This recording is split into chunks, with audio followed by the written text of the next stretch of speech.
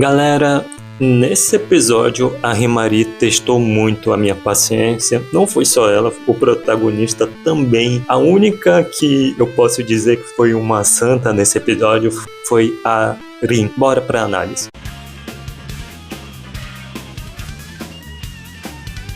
Oi, eu sou o Kurama, sejam bem-vindos a mais um vídeo do canal. Então, pessoal, depois daquela briga no jantar, o protagonista e a Rimari estão numa guerra silenciosa, os dois não querem falar um com o outro. O legal é ver que o protagonista dessa vez, ele não quer ceder, até mesmo porque ele não entende toda essa confusão que rolou. É engraçado que o protagonista, ele é bom em dublar o que a Rimari tá pensando, mas não consegue entender os sentimentos dela, nem o dele mesmo. Mas então, eles continuam nessa discussão deles, um implicando com o outro durante a aula, e chega a certo momento, eles estão lá discutindo, o protagonista acaba mencionando que aquele sonho deles abrirem uma loja juntos havia acabado, o que deixou a Rimari bem magoada. É aquela história, a Rimari é um bicho muito confuso pra gente entender. Às vezes a gente pensa que ela tá triste, ela pode estar feliz, ela pode estar realmente triste, eu não sei, você não consegue entender o que essa garota tá pensando. Então, ela, pra contra-atacar, ela manda um e-mail pro protagonista mostrando que ela havia sido convidada para ir para Tóquio trabalhar de modelo. Isso deixa ele desesperado, ela sai correndo da sala, o protagonista corre atrás dela, mas perde ela de vista. E com isso, ele acaba encontrando a Rin, que também está bastante preocupada pelo que aconteceu no jantar. Ela se sente culpada por ter pedido para ser a modelo principal. A Rin, nesse capítulo, não tem culpa nenhuma, e eu tive até que rever um pouco o meu conceito, já que a Rimari é a minha personagem favorita, até mesmo porque ela é a mais trabalhada, mas em certo momento eu fiquei pensando, pô, a Rin não é nada mal, hein? Então, ela ajuda o protagonista a armar uma armadilha para capturar a Rimari. Essa armadilha se baseia em biscoitos e na bebida favorita dela. Essa garota não pode ser tão trouxa para cair numa armadilha dessa. E adivinhe, ela caiu meio que não, né? Ela percebeu que era uma armadilha, só que ela foi mais ágil e roubou os biscoitos e a bebida dela. Mas o protagonista finalmente consegue alcançar ela, questiona ela sobre tudo, porque ela estava tão brava. Ele joga na cara dela que ela nunca viu ele como um amigo, provavelmente só estava usando ele para fazer piada e tirar onda com a cara dele. Mas, pessoal, quando as coisas podem dar errado, tudo vai dar errado. Tem um momento na discussão deles que ele acaba tentando puxar ela, e a mão dele acaba atingindo esse... É o que? Isso é uma coleira? É uma... Porque um cordão não é assim, tipo... Parece uma coleira. É um acessório. Ele atinge o acessório dela, quebra o acessório dela, por cima ainda pisa no... Por cima ele ainda pisa nessa joia. É o acessório. Eu não sou bom com a bijuteria, com acessórios. Não sou bom com acessórios. É isso. Ele ainda acaba pisando nisso. Ela fica muito irritada. Ah, tava me esquecendo de um ponto importante. Vamos voltar. Volta, finge que você não escutou nada disso. Vamos voltar no tempo. Ela deu um tapa no protagonista. Durante a discussão, ela deu uma bofetada nele. Como o protagonista não entende porque ela tá tão brava com ele, ela explode. Ela dá um tapa na cara do Yu. Foi um momento que eu realmente fiquei com raiva dela. Amiga, não tem como te defender. Por que, Kurama? Não faz sentido. Não faz sentido. Tá, a gente sabe que protagonista levando tapa em anime é a coisa mais normal do mundo. Mas aqui não fez sentido. Ela tava com raiva, ok. Ela tá confusa com os sentimentos dela. Mas o protagonista também tá. Ela pode estar com raiva porque pela troca de modelo, que ela simplesmente saiu, quando voltou, trocaram ela de modelo. Menor, na moral, meu parceiro, agora é a hora, tá ligado, menor? Você me trocou por causa de mulher, você era o meu duo, mas ainda continua usando, você... Toda essa confusão que ela tá sentindo, o protagonista também tá. Ele também tá confuso. Ele não tá entendendo tudo que tá rolando. Ela não se abre pra ele não se abre pra ela. E é justamente por isso que ela não tem direito de dar uma bofetada no protagonista. Não faz sentido. Eu sei que ela pode estar irritada, pode estar bastante irritada. Os sentimentos dela podem estar explodindo. Mas ainda é algo com ela, somente dela. E ela descontar no protagonista, mesmo que ele tenha pisado na bola com ela, é aquilo. Ela tá tá confuso, ele tá confuso, mas ela passou da linha nesse momento. Eu fiquei realmente muito irritado, muito bravo com ela. Eu comecei até a dar uma leve torcida a mais pela Arin. Agora vamos voltar para aquela parte do vídeo. Depois do Yu pisar na joia dela, ela fica ainda mais irritada, mas o protagonista ainda fica jogando na cara dela que aquilo realmente não significa nada para ela, e finalmente a gente vê ela derramando lágrimas. Ela estava chorando de verdade naquele momento, o que surpreendeu o protagonista. Então ela também acusa ele, diz que ele apenas usou ela para promover as joias dele. Todo esse tempo era ele que estava usando ela de alguma forma. Então ela foge, deixando aquele climão no ar. O protagonista fica pensando lá, deprimido, no banco da praça, e aí aparece o Makishima, aquele amigo estranho dele, aquele pegador. Ele veio amando da Arin, porque ela não sabia como consolar o protagonista. O Makishima me surpreendeu bastante nesse episódio. Eu não estava esperando que ele fosse tão bacana. A gente sabe que essa confusão de certa forma começou porque o Makishima estava manipulando para que o protagonista escolhesse Arin como modelo. O Yu até questiona por que o Makishima fez isso. O Makishima deixa claro que ele fez isso pela Arin. Ele queria que o Yu visse ela também. Se dependesse só do protagonista, ele ia continuar olhando apenas para a Himari. O que o protagonista tenta negar, dizendo que não existe sentimento, mas sim, o Makishima sabe que existe um sentimento, e o que ele fez foi dar uma oportunidade para a Arin também poder brilhar e ficar mais próxima do protagonista. E não é só isso, o Makishima também se importa com Himari. Ele não quer que ela vá embora para Tóquio. Por isso ele dá uns conselhos pro protagonista, e é por isso que eu digo. O Makishima é o segundo melhor personagem desse capítulo. O primeiro melhor é o irmão da Himari, a gente vai ver mais pra frente. Voltando para outra cena que me deixou bastante irritado com a Himari. Ela tá lá no quarto dela, recebendo mensagens preocupadas do protagonista.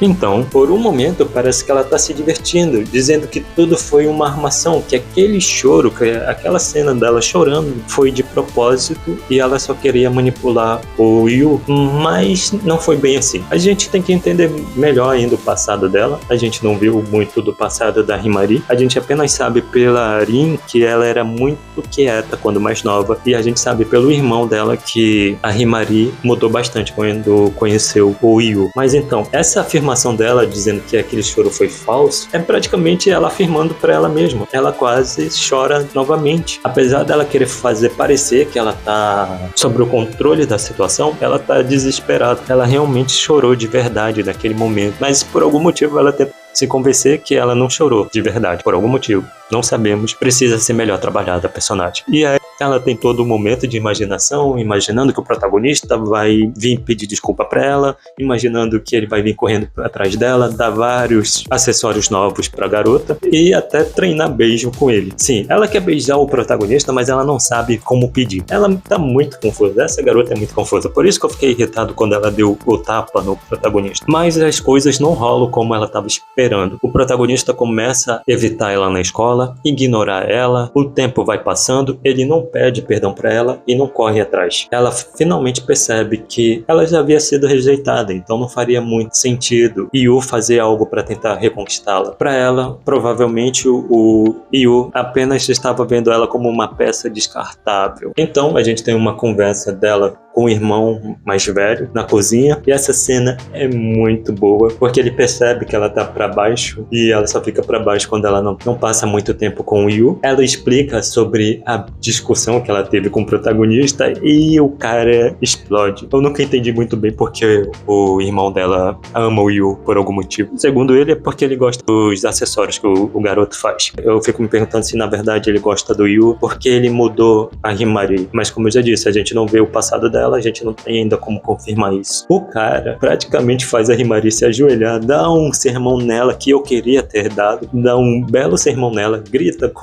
ela, aponta o dedo na cara dela, principalmente porque se eles terminaram a relação agora, fica parecendo que o irmão dela foi só usado pra vender aqueles acessórios, porque aquilo lá não foi fácil pra ele não. O cara teve que se humilhar pra aquela modelo, a irmã da Arin, que a gente ainda não viu o rosto, e o cara teve que se humilhar, lambeu os pés dela, não, ele lambeu mordeu a sola do sapato dela, alguma coisa assim. Dançou, cantou, ficou de joelhos, fez tudo porque tinha sido a primeira vez que a Himari havia feito um pedido para ele. Ele queria realizar aquilo de qualquer jeito e também ele amou os acessórios do Yu. Foi muito bom. O legal disso é que pela primeira vez, é o quarto capítulo, a gente viu a Himari admitindo que se apaixonou pelo Yu e ela não sabe como agir. É por isso que eu digo, a gente tem que saber mais do passado dela.